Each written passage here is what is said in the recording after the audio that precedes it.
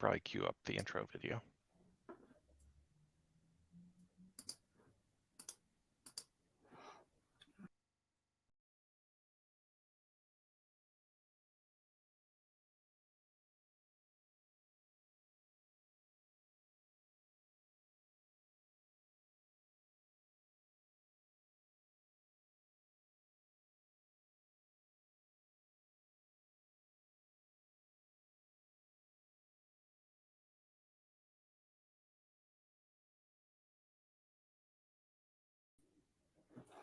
Hello, and welcome back to the Masonic Roundtable, a weekly program where Masons from around the world get together to talk about Masonic news and opinions in a friendly and social manner.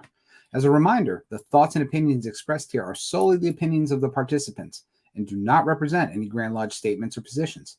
Make sure you keep your conversations open for the public and on the level. To interact with us, send questions and comments to the Facebook event page or in the chat running alongside this YouTube video. You may even appear on the show. And as always, if you can't catch us live, please catch us on the replays on Facebook and YouTube, along with all the chats, or if you're a podcast junkie, on your favorite podcast app. You know me. You've never seen me do this before, but you know me. My name is Joe Martinez. I am currently the Worshipful Master of Manasseh Lodge number 182 and a Mason in about 45 other places. And with that, I'm going to introduce our very handsome host, Jason Richards. Hey everybody, Jason Richards here, past master of Acacia Lodge number 16, Clifton, Virginia, member of the Colonial Lodge number 1821 in Washington, D.C., and also muting Joe because he's making a butt ton of noise, also a member of Lafayette Lodge number 79 in Zanesville, Ohio. You have almost as many dues cards as I do. Look at you. I know. Awesome. KSLOR. I still need to get the Kansas one. Are we? Well, it's like a research. I don't know if we're a member of Kansas if we go that route. Like I got that one and it's cool, but yeah. So before we get into anything, definitely want to give a big shout out to our Patreons and thank you for everything that you do. Thank you for all of the support. It has allowed us to do wonderful things like this phenomenal new streaming platform that I know Jason absolutely loves. John is so excited about it. He had to take a week off just to chill, Yeah. And recollect his thoughts. But yeah, this is phenomenal. So thank you so much for all of your support. We truly appreciate it. Yep. Awesome. So yeah, if you are interested in learning more about the behind the scenes stuff with TMR, go over to patreon.com/the Masonic Roundtable. We've got a little Facebook group for some of our subscribers where we just chat and it's a lot of fun. So hope to see you there. Right on. And yeah, for everybody who's with us live, if you haven't noticed, last week we started sharing comments live on the show. Because of our fancy new streaming platform, it allows us to see all this in real time. And so, yeah, if you bring something up that's awesome or a great question or a comment that has nothing to do with green beans or grumpy past masters, we will put you on the show. Absolutely. Perhaps. No promises. Maybe. Yes. All right. So, Joe, we should get to tarot card of the week. Yes, I'm it's my turn, isn't it? Yep. I've got a deck ready if you don't. I do not. Okay. So yeah, if you want to do it, let's throw you. All right. Here we go. This is the Fountain Tarot, which is really just gorgeous deck. And what have we got here? We have the World. Ooh. And I am covering it up on purpose. Okay. It's not a PG tarot deck. No. This is a PG-13 James Cameron's Titanic level tarot deck. Okay. So. Yeah. It's my wife's favorite movie, Titanic. That's right. Absolutely. So, what is the World? I mean, for me, it's an ending, right? It's a cycle of life or a cycle in your journey that is coming to an end, right? So it's a transition point between one thing that you're doing and the next. Really funny. Jason and I were actually talking about transitions in the green room. So yeah, it's a very interesting card that you brought out. So just an indicator of big change. What do you think? Well, it's unity, perfection. You know, the idea with the major arcana is that you start off with the fool who is leaving and departing on a new journey, and you get ultimately to like the world and the wheel of fortune, and the fool has completed that journey, and so the world is kind of that natural conclusion to the steps that the fool has taken throughout the major arcana, and the things that he or she has learned. I like it. Yep. Cool. Good card. Good card. We haven't gotten a really awful card yet, have we? As we've been doing the tarot card of the week, we haven't gotten The like a first the first tarot card draw we ever did on TMR was during our tarot episode, and John drew the tower. oh boo. Okay. All right. So we won't Yeah. have him back on the show for a while. We're Yeah. just No. kidding. We're just kidding. We're just kidding. John's got a lot going on, so he took a week. But yeah. So what are we talking about tonight?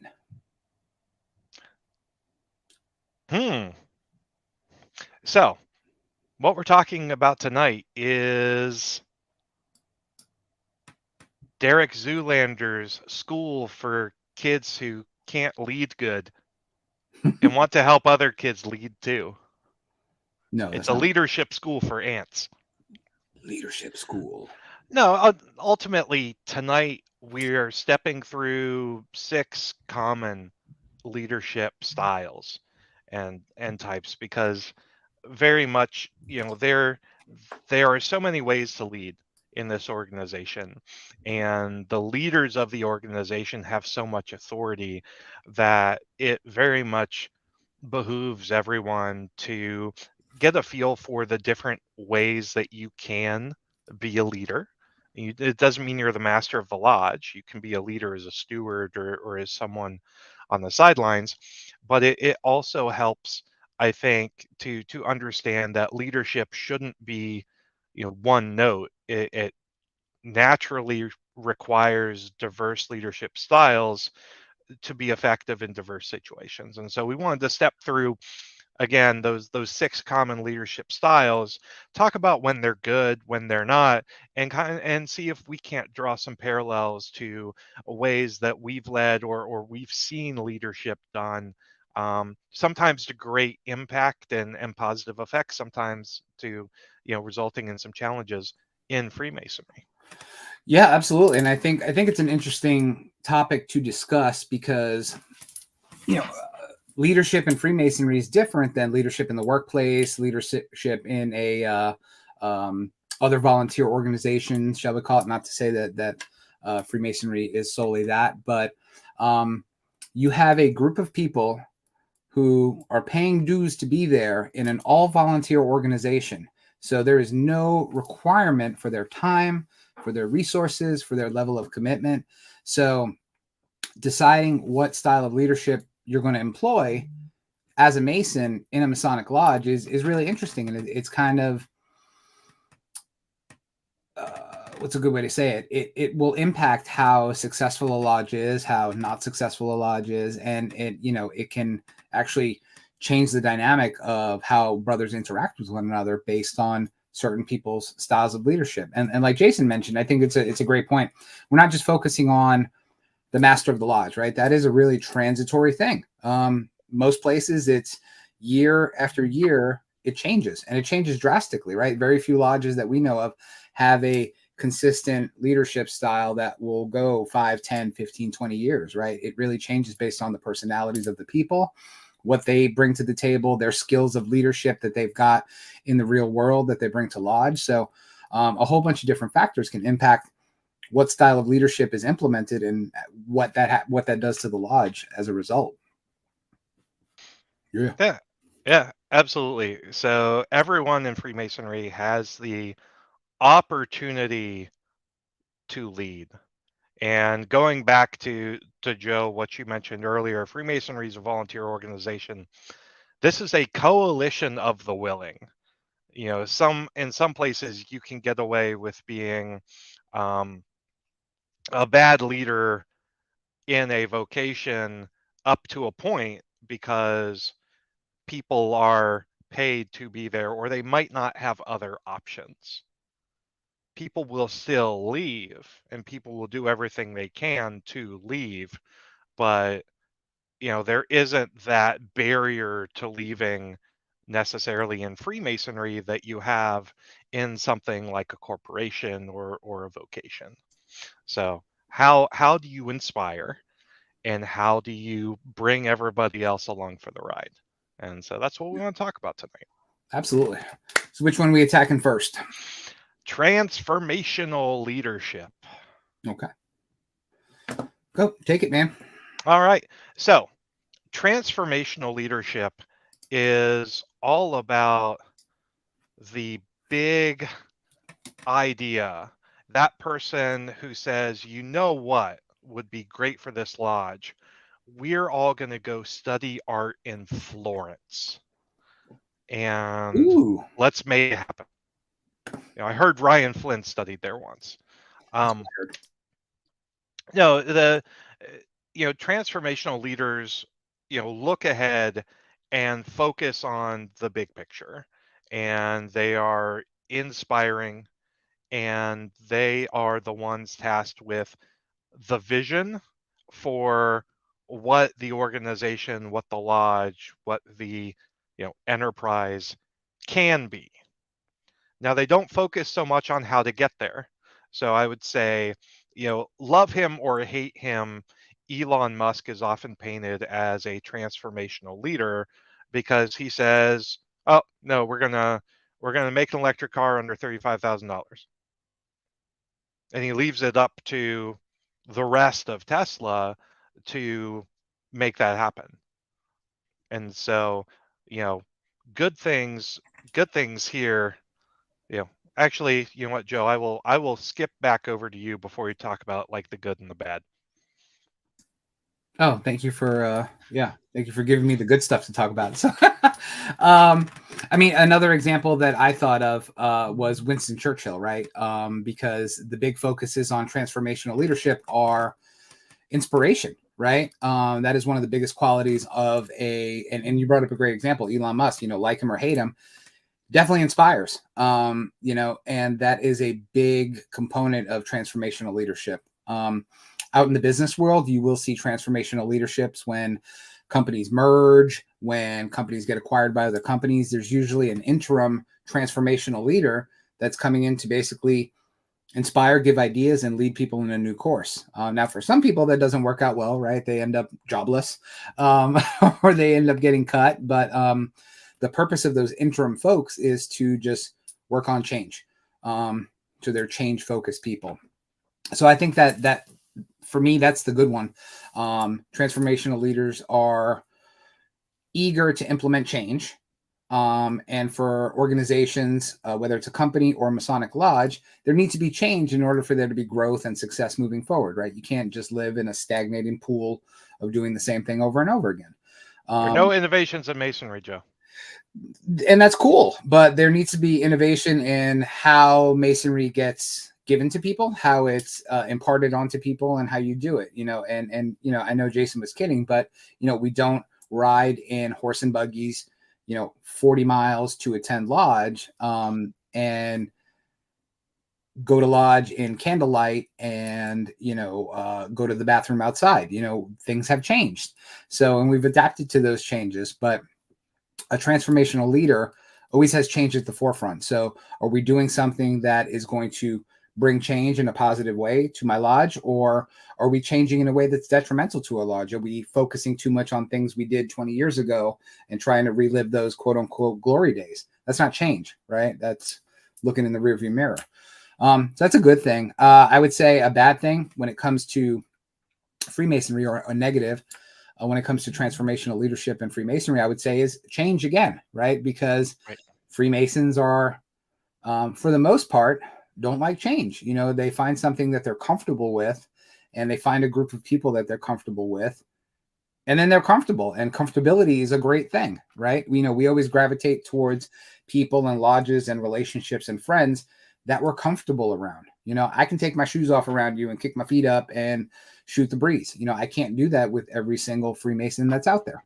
In fact, there's a small handful of those that I can do that with. But lots of people, especially those that have been Masons for a long time, change is scary, right? Change takes people out of their comfort zone. Whether it's good change or bad change, it takes people out of their comfort zone. And in some cases, you have a transformational leadership that is a transformational leader, that is trying too hard to bring about change in a very abrupt way. And they leave people behind.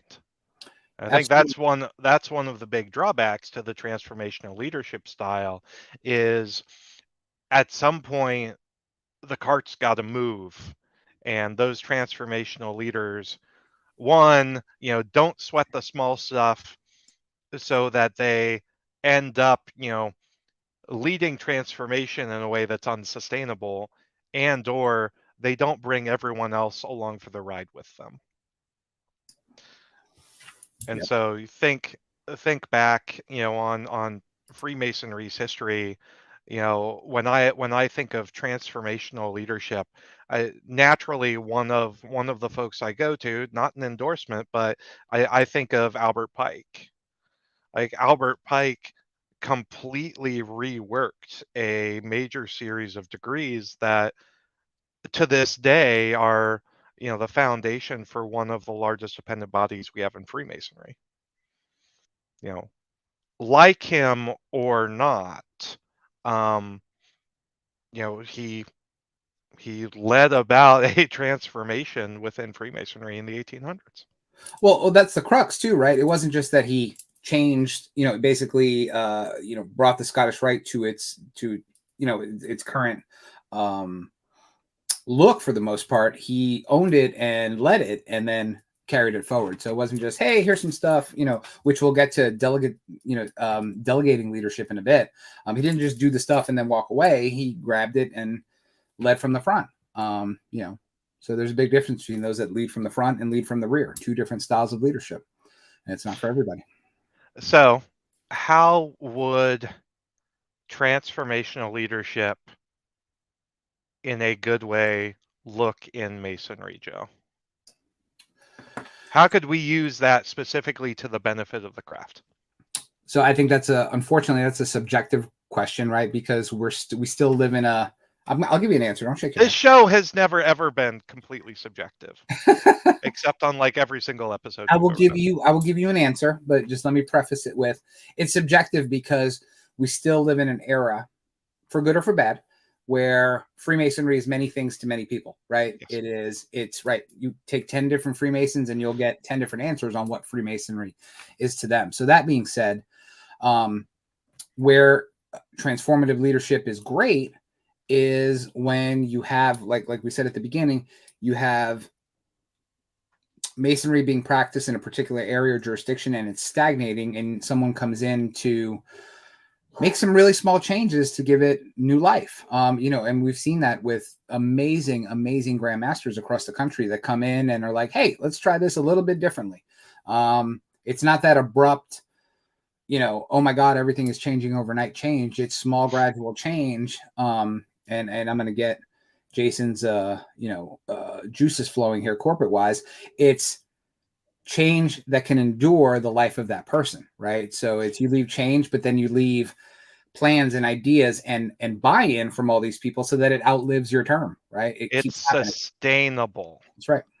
And that's why I've always said I will take incremental change that is sustainable over abrupt, unsustainable change that will just change back the year after the leader goes out, any day. And I think that's something that makes transformational leadership very complex and difficult because there is a certain amount of buy-in and reining in of expectations that the leader has to do In a year. in a year, In a year. especially in Freemasonry. That's right. Yeah. Right on. That was awesome. So what's number 2? Number 2, we're going to talk about delegative leadership or laissez-faire leadership. Laissez-faire being the French term for just leave it alone, often seen in economics. So laissez-faire focuses on delegating the initiative to your team members. And so delegative leadership is that ultimate like team empowerment. Go, do, make the decisions, keep me informed, and we'll go and do really cool stuff together. This is a very productive strategy if team members are high performers and competent. And so if you are the master of your lodge and you have a bunch of new members coming in who are like raring to go and want to, set up a book club or some sort of study group, like that's a good opportunity for, laissez-faire leadership style to say, great, I'm empowering you to go do that and make those decisions. Just keep me in the loop. And that's an instance where delegative leadership could work very well and further, Masonic education within the lodge. Yeah, no, spot on. And I think that, how do we say it? Is it delegative or delegative? I don't know. I like delegative. Sounds like you're delegating. So I'm going to say that. Is it operative or operative? Oh, I don't know, but they're both right. But no, yeah, That's an inside joke. That's right. If you know, you know. If you know, But you know. I mean, for me, this is, I think you hit the nail on the head when it comes to good and bads.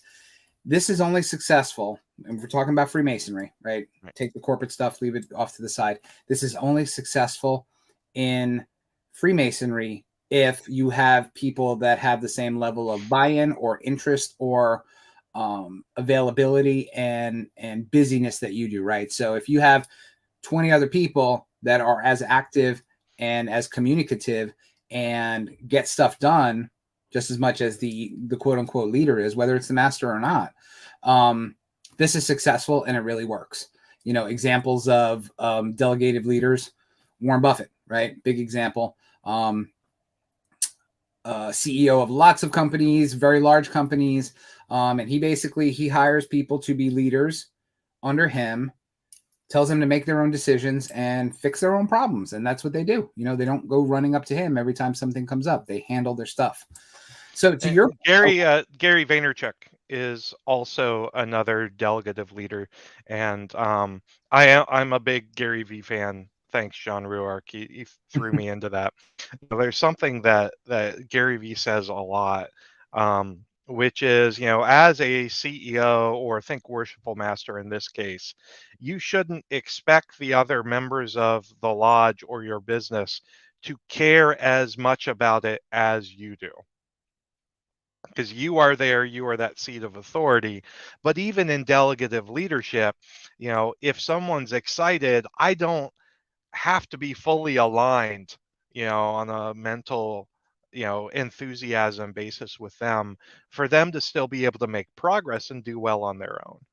So don't. Ooh, I'm gonna disagree with you there for a second. So Okay. Let's pull that thread on Game on. Let's do it. All so right. Flex. So if we're talking about a lodge, right? Take the corporate stuff aside. I totally get that, the business owner component, right?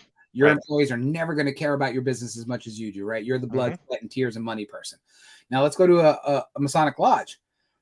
You would hope that every single person that's a member of your lodge that is showing up, that is contributing, has that same level of buy-in as the person who is organizing and planning and executing on what the lodge, quote unquote, the goals of the lodge, right? Or the mission statement of the lodge. You would hope that everybody there has that same level of buy-in and same level of interest that you do, right? Because they are all quote unquote shareholders in that Masonic lodge as well, right? Well, in a utopian construct, then yes, but here in the real world, I pay the same dues that Jason pays if we're both members of the same lodge. I don't own more of the lodge that Jason does, so you would think, hey, we're all on the same level. So that's why we have so many of them. That's why we have so many of them. That's right. But yeah, no, it's an interesting point that you would expect, unlike a business, that people would have the same level of interest and engagement as you do. But we know that's not the case, right? I would say you can. I would say this. Um, you can expect that there will be people who will be very passionate about a certain parts of the lodge experience, whether it be the building, the finances, the Masonic education. But I think it's very difficult, especially for the members who have never held office, to have that same type of enthusiasm and or care about every aspect of the lodge that the master has. Well, you just kind of hit the nail on the head there. And, I know we were going to throw our personal anecdotes in this as well, but that is right there a perfect a perfect example of delegative leadership is you give people who are not officers and don't have positions in the lodge, you give them things to be responsible for. Hey, That they care about. that they care about. Oh, you love Yes. education? Hey, why don't you go do that? You love ritual? Why don't you go do that? You love community service? Go out to these people. Give them tasks, number one, that they can succeed at, right? Because you want them to be successful. You don't want to give them impossible, onerous tasks. Because again, we're volunteers. We're not forced to be here. You want that success to be measurable, and then you want them to be able to come back feeling like they accomplished something and will go on to the next big thing. So yeah, perfect example of how delegative leadership can work in a Masonic lodge. And CWH says something I think that's really great. He says he bets that people have an innate way that they themselves developed as people, and that then reveals itself as they become part of a body or group. And so, it's very it gets at the nature versus nurture argument of many times, you know, I have noticed this where in myself where I pick a handful of leaders who have impressed me and I try to emulate their leadership behaviors. And so, yes, how you have evolved as a leader or, the experiences as a leader you have had outside of the lodge, you will naturally bring those in. Yeah, right on, absolutely. And the interesting thing about leadership in the Masonic context is you can't just use one single style to execute your goal and vision and plan, right? You have to pivot between most of these different leadership styles. Let me say, not all, but most of them, in order to actually complete the mission, quote unquote. Absolutely. Yeah. What's next? What's next? You pick. Authoritative leadership, also known as autocratic or authoritarian. And I will say, Masonry, for some reason or another, as Joe scolds his puppy, Sorry. Masonry loves authoritative leadership. But, in reading about this style, I'm sorry, I will kill my dog when I'm muted. Jason, take it away. Okay. So authoritative leaders are often, seen as visionary. They, as opposed to rallying their people behind an idea or a vision like transformational leaders, they rally people around themselves and say, hey, follow me. I will get us to where we need to go. Need you to trust me on this. Um, they don't obviously get that trust um, inherently, right? They're one big trait of authoritative leaders is they invest in each of their personnel and each member of their team. They build that relationship and build that bridge of trust so that when they say, hey, we're going to go do this, everybody's like, hell yeah, we're going to go do this. Absolutely. Yeah. It's that, so again, and Jason already covered it, but this is very different than authoritarian leadership, right? Authoritative and authoritarian, two completely different things.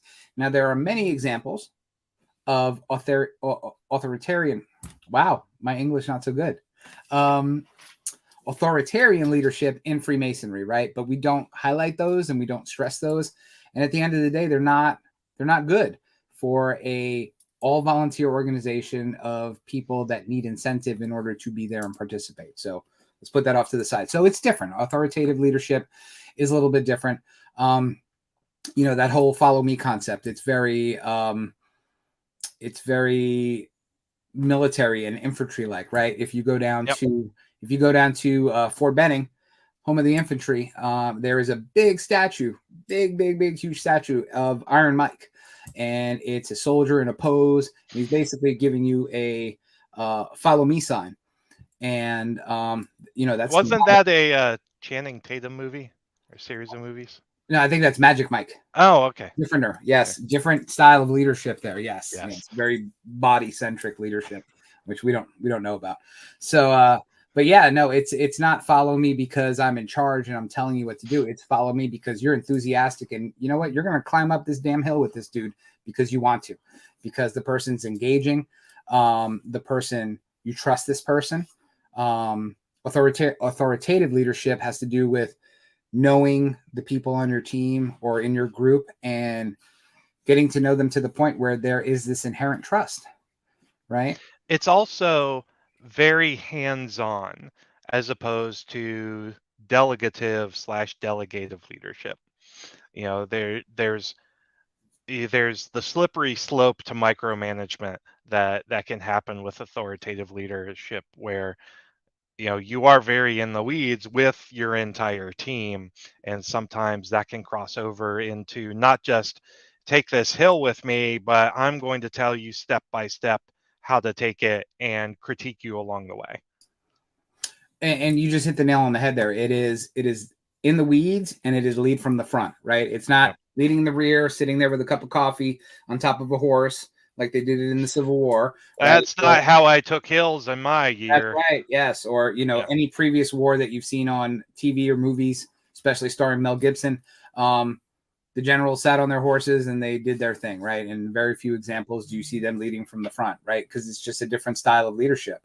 But again, it's you're doing things along with that person. I'm not going to go to that crab festival with but I will because Jason's there and Jason's the first one there and he's got a ticket. So I'm going to follow him into that and probably die, but I'll go with him. Excuse me.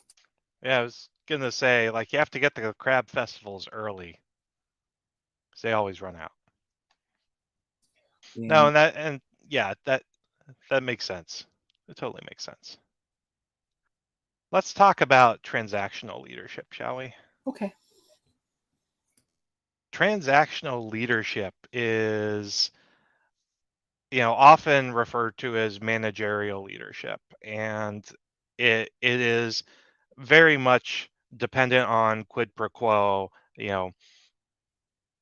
I reward you for you doing the work I ask you to do. I punish you when you don't do the work I ask you to do. It's very much a give and take style of leadership. Um, again, based on rewards and incentives and punishment/disincentives. Well, that doesn't sound fun. Why would that be good?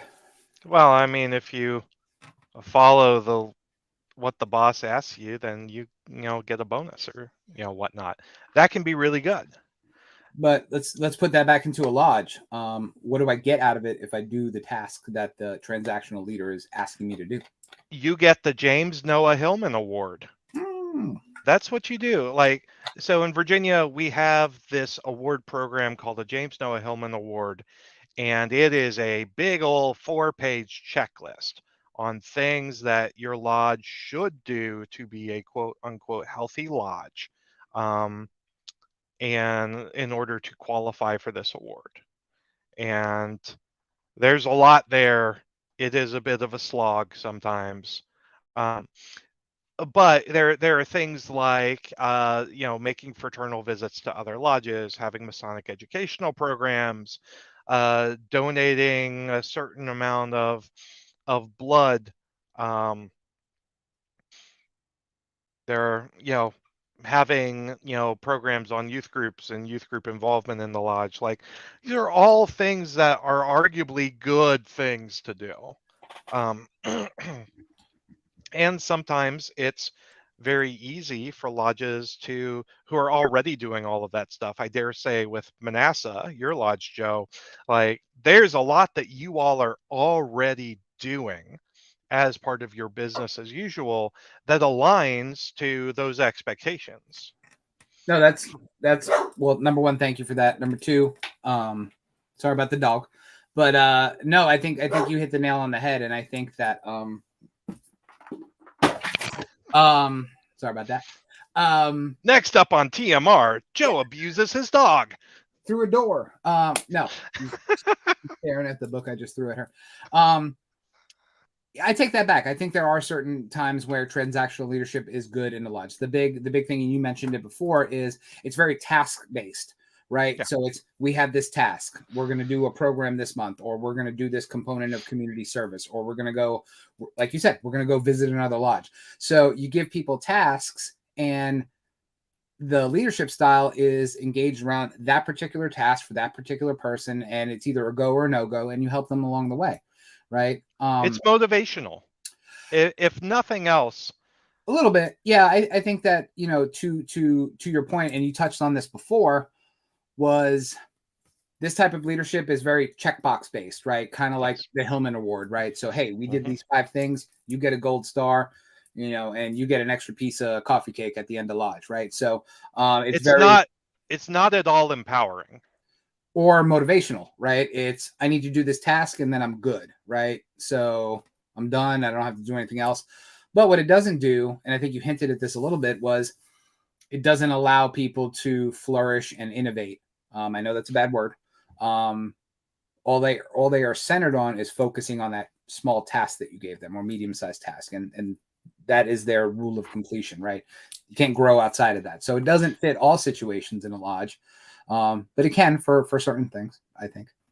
And if there are certain things that you as a leader feel that your lodges universally need to be doing that your lodges don't already do, sometimes giving them a carrot for it in with a transactional leadership style is a way to increase intrinsic motivation for it.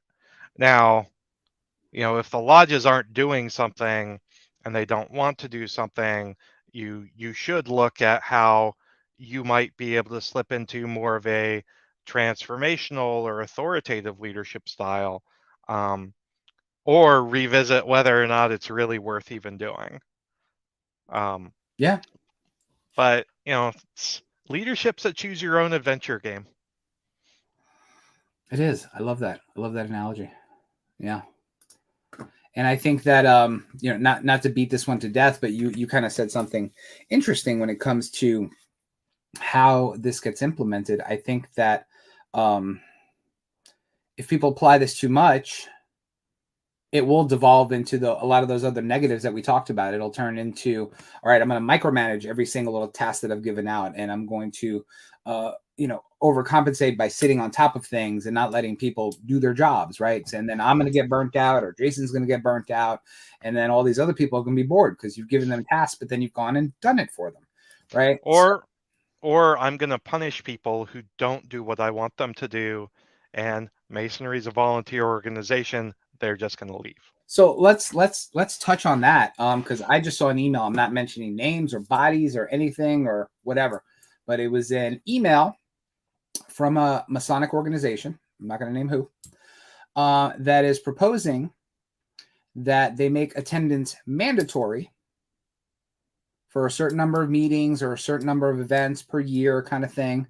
And if you do not attend X number of things or show up at X number of meetings, that you're automatically going to be suspended or suspended until such time as you. And these have to be excused absences. So it's the whole excused absence scenario here. But there is a large group that is toying with this idea to throw this out to the individual jurisdictions. And it goes exactly to your point. It's like, now we're going to punish people for not doing the things that we're asking them to do in an all volunteer organization that they're paying to be at. That's a good way to steepen the curve of declining membership or desire, right? or Like, yeah, exactly. all right, like, so I'll stop paying for something and then I just won't have to worry about going anymore. It's really easy. So I mean, this is a good example of how that does not turn out well, right? Because they're taking a small problem and now they're making it a larger problem by sitting on top of it. I think that's funny too, CWH. Absolutely. Yeah, and I dare say, this gets to the bigger point that oftentimes I've seen in Masonry and other organizations as well, where those who lead default to the transactional punishment style, where you're not doing what I want, I'm going to try to make your life miserable. And in Masonry, especially, it just makes no sense to do that. And I get why, because it's harder to be inspirational. It's harder to be authoritative. It takes a lot of work. But if you're able to coalesce this, coalition of the willing, then there's a lot of good that you can accomplish and you can get done. But the moment you start down the road of, hey, you do the checklist of 10 things, if you don't, like, I'm just going to boot you out. To me, it doesn't make sense for this organization. Nope. Now that's not to be said for those who are committing like Masonic offenses and things like that, where they're actively hurting their lodges and their brothers. That is not this use case that we're talking about here. No, absolutely. And I think that, again, just to not to beat transactional leadership to death, it's good in small doses. This is not good for running an entire organization or providing vision to an entire organization. I think that's a better way of saying it too, right? Because it's foolish to think Jason is a past master. I'm trying really hard to be a past master. And that's one of the things that you have to struggle with, right? It's how do I incentivize people who don't have to be there? There's no compunction to make them be there. They don't have to come to a meeting. They don't have to come to a degree. They don't have to come to an educational program. They don't have to go stand on a street corner during a fair and tell people about Freemasonry. It is not required for them to be a human being to do that. So how do you incentivize them to do that? Right. Well, the answer is you don't punish them, right? You don't punish them for not doing it because there's no requirement that we do it anyway. So exactly right. Ooh, and I think I know who this person is. John O says, brothers already have to deal with that at their jobs. We go to lodge by choice and because we want to be there. Yeah. So you have to give them a reason to be there and incentivize them to want to be there and to come back the next time. As opposed to punishing them for not being there and confirming their suspicions that the lodge doesn't have anything that they want to be a part of. That's right.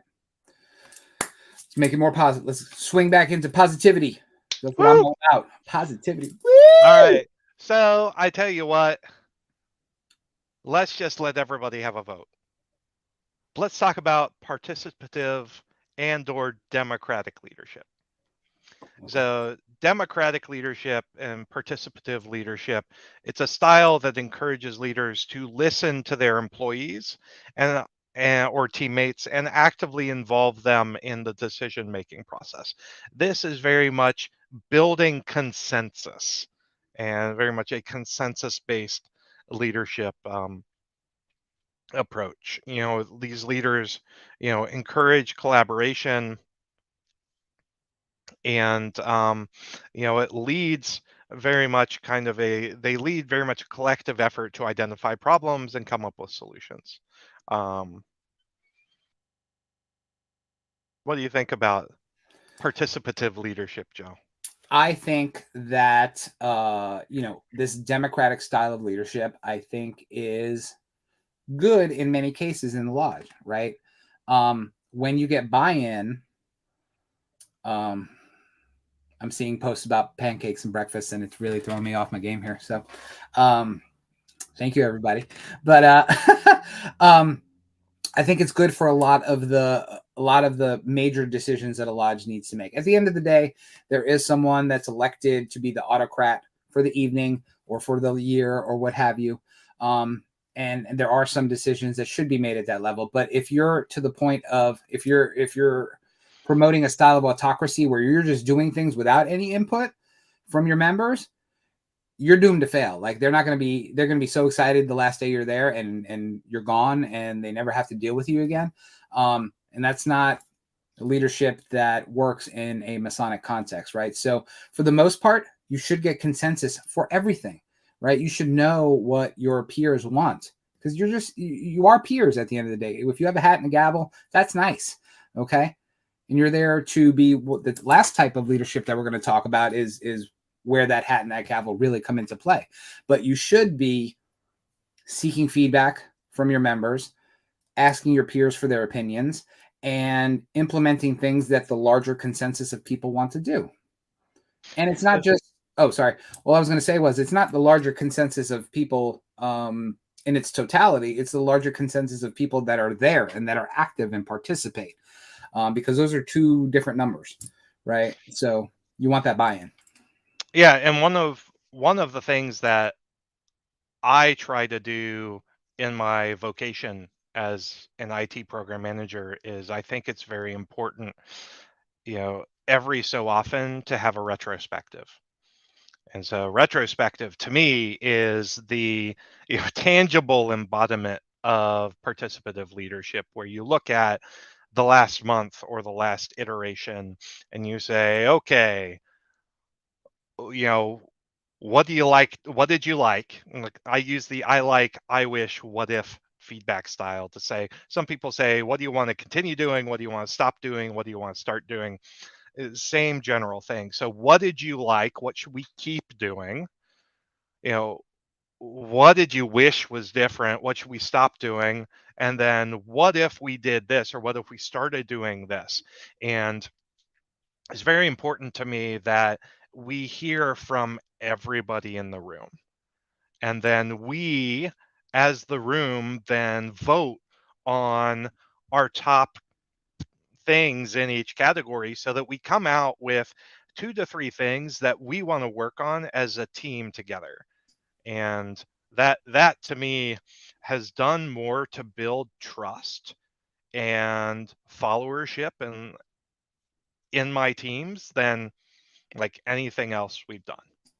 Well, and that's the rub, right? And people use different styles for that. The ones that I've traditionally used are a lot less nice, right? It's like what worked really well, and it used to be what sucks, which turned into what needs to improve, right? That's the less aggressive way of saying it. But then to your point, and again, this is just in a business setting or even in a military setting. You ask every single person in that room, to your point. You don't just hit the managers or the directors or the supervisors. You ask that frontline guy or gal. You ask that person that is at the, that sits on the team and actually does all the work. You get their input. And to your point, what I find interesting is when you actually corral all those answers, you may get some interesting opinions by people that are not in leadership positions, still have skin in the game, and want to offer input and understand that they're heard more than anything else, right? So if one of their ideas gets to be on those top 2 or 3 favorites, you just got buy-in from that person that you never had before. You know what I mean? So it's a self-incentivizing program, right? And it just continues and promulgates. So I think that's spot on. That's a great suggestion. So how can we emulate participative leadership style within the confines of the lodge? Was that rhetorical, or are you asking me? I'm asking you. What was the question? I am, while I like to hear myself talk. Yeah. That was not. No, what was your question? I was reading a YouTube comment. What was your question? So how can we emulate participative leadership style within the confines of the Masonic Lodge? Too easy. So the first thing. It was a really good question. Too easy. Easy I'm answer. sad you didn't listen to it. I'm sorry. I actually want to bring this post up in a second from a good friend of ours. Easy answer. Number 1, you communicate. Number 2, you realize that if you are the master or you're in some lodges, the secretary actually runs everything, right? But if you're that person in that position of leadership, you go out and you communicate with people. You talk to a brother that, shows up to all the stated meetings, does nothing else, goes home the second the meeting's over. You say, hey man, what do you want to see done at Lodge? What would be your favorite thing to do? Tell me what you like. Tell me what you don't like. How do the meetings go? But you start with everybody. It's not just you go to your wardens and you go to the deacons or the guys that show up to practice every week or the guys you're having coffee with on the weekends. Talk to everybody. And you get that feedback and you put that feedback together. And the more you participate with these people, the more participation they will have with you. Ideally, unless you're a jerk and you're mean, or you take their ideas and you throw them out the window, or you're dismissive with them. It's way too easy to take participation and use it as an incentive to improve someone else's experience and also improve your own, right? Because everybody's different. As hard as it may be to believe, Jason does not like everything I like, and I don't like everything that Jason likes. It's just not the case. We like most things, most things that the other person likes, but not everything, right? So, and I think that actually dovetails really nice into Brother Tony. He put this up. I was told by a Masonic leader early in my journey, you only get out of Freemasonry what you put into it. That would look great on a pin. It would look great on a pin. And I only have one left. In your opinion, what kind of leadership is that? Jason, what do you think? That is delegative leadership. And the thing that I hate about that phrase is not the phrase itself, but the way it's used in the Masonic context, because all too often I have heard that phrase uttered by members of the lodge to the new candidate as an absolution of the member's duty to mentor and develop and bring that candidate along for the ride. It is laissez-faire leadership to a detrimental extreme. Spot on. Spot on. Yeah, I think that. Yeah, I think I don't think that comment fits any of these. And I do want to touch on the last one because it's the most important one. I think, like Jason said, it's a cop-out, right? It is a cop-out, and it's putting all of the expectations on that new person to start to invest into Freemasonry when they have no idea what Freemasonry is or what it can offer them, right? So it is an absolute cop-out. I hate that that motto so much so that my dear friends put it on a lapel pin with my face on it. So yeah, I absolutely despise it. And I think it's a cop-out. And I think it's, again, to your point, it shirks the duty of that older and wiser Mason to bring that newer one on board, right? Yep. So, but let's get to the last one because that's my favorite. Yes. All right. Let's talk about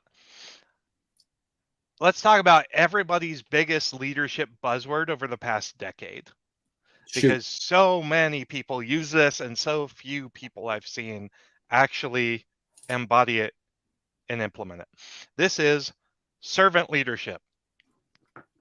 Servant leadership is the leadership style that truly puts your team and others first.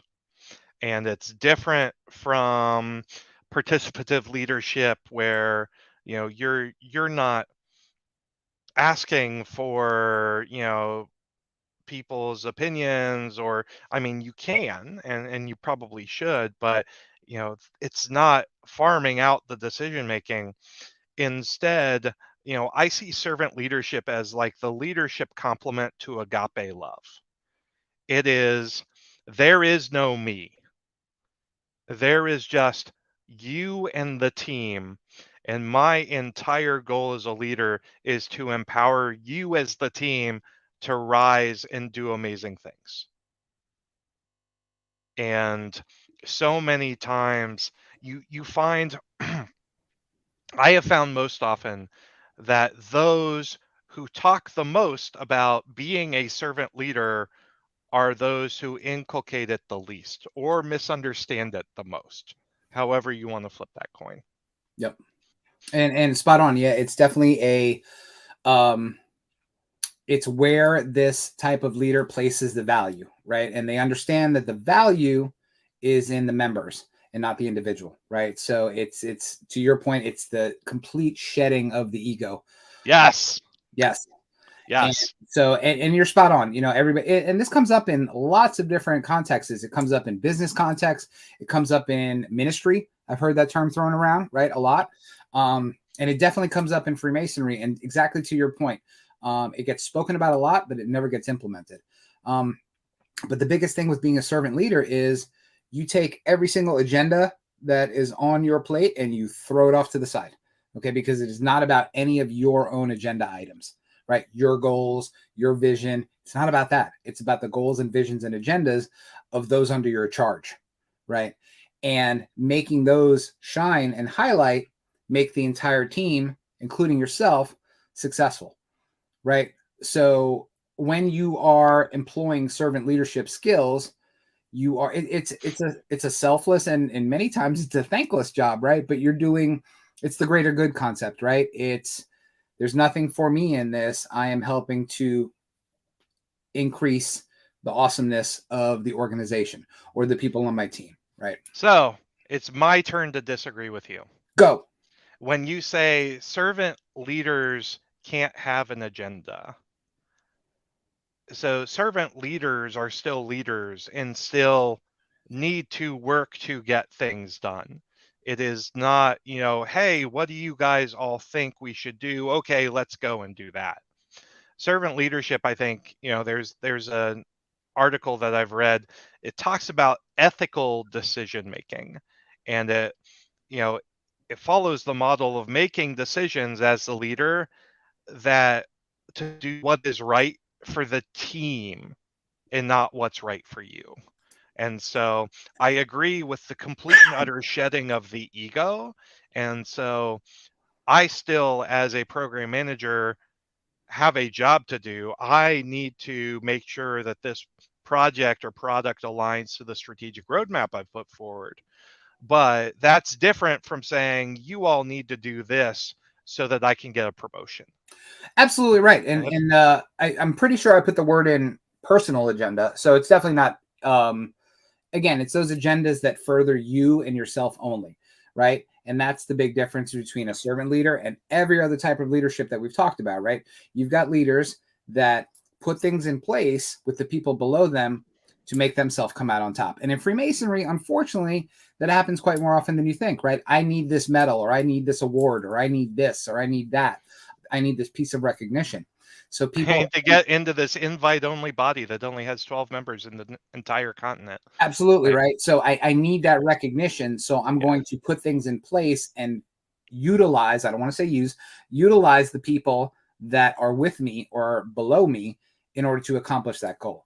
No, you're spot on. It's not your own personal agenda. It is the agenda of the overall mission of the lodge, right? And if those things seem to align, that's awesome, right? If you've got a bunch of guys and you're all on board together, want to move that ship forward in that one direction, that's great. And that's not ego, right? It's just like, hey, me and Jason and Tony and Bob and Philip, we all have the same exact goal in mind. So let's walk forward together.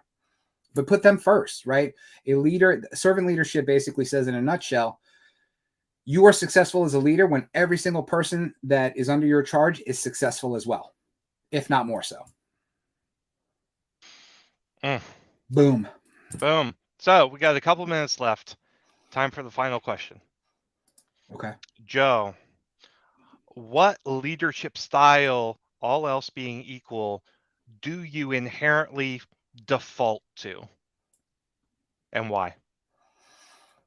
In Freemasonry, we're talking about. In Freemasonry or in general? Okay. So I think for me, I will put my honest hat on. I'd like to say that my default setting for leadership is transformational. When it's in business or in Freemasonry or in other parts of my life, I do prefer that type of leadership because, at least I hope, I'm exuding the desire to be inspirational and the desire to be motivational as opposed to mandating. Unfortunately, sometimes you do have to throw on the authoritative hat. When things don't get done, when you're slipping from your mission or your goal completion, unfortunately, you do have to put on that authoritative hat. I didn't say authoritarian, but authoritative. So you've got to put your hands on things a little bit and make sure your buggy is going in the right direction. But there's no one leadership style that fits every single circumstance or person, right? It will vary from situation to situation and person to person.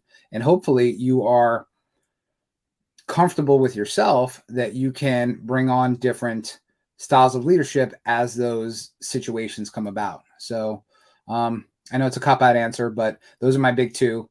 And I'm not going to say I'm a servant leader because then you'll yell at me for saying that. So I'm not going to say that at all. But yeah, Best servant leaders never mention it. Yep. then I didn't mention it. And on to Jason. So with me, I will say the leadership style I default to is participative or democratic. Um, Coalescing, you know, and getting buy-in from the group is very, very important to me. And sometimes that, I pursue that to my detriment or to the project's detriment or the lodge's detriment. But for me, it's important that every member of the team has skin in the game and they have some sort of personal ownership. And so, as part of that, I have a very participative leadership style where I will ask folks what they think and what they would do. And it's not the laissez-faire of, hey, you guys just go figure this out. It's, hey, what do you think? What do you think? It's more of the facilitator than the autocrat. Um, and so, um, I strive to balance that with authoritative leadership when I've got a really good team. Um, and I for me, transformational leadership, I've never been the big picture vision guy. I have always been the, okay, that's the vision, cool, I'm going to tell you how we're going to do it kind of person. And so I am big into consensus building and laying out the plan to actually execute. And so that's why I default to delegative leadership. So, what's your default leadership style and why? Tell us in the comments. Tell us on Facebook. We would love to hear it. Thanks everybody for watching, and keep searching for more light. Good night.